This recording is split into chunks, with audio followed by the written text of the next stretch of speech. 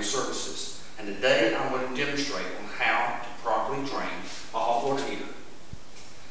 First thing you need to do is to locate your breaker panel,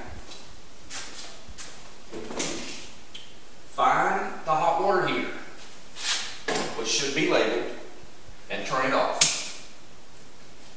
After you've turned off the hot water heater, you come back and you turn off the main water supply. In this particular house, there is a main supply here. But all homes should have a shut-off valve at the top of the hot water heater, like this, that you can turn it off. Once you've turned off the water, you need a garden hose. You'll take the garden hose, attach it to the bottom drain of the hot water heater.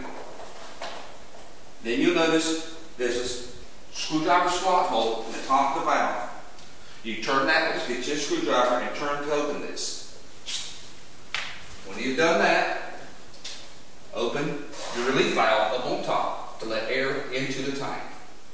This will drain the hot water heater. After you drain the tank, you need to ensure that your relief valve has been shut back down. You close your drain valve and turn your water back on, either here or here. Once the tank is filled completely, you need to go inside to your faucets and open those faucets up and let all the air come out of this water system. Once you have gotten all the air out of the water system, you'll come back to your breaker and turn this back on. If you do not get all the air out of the system, you run the risk of burning an element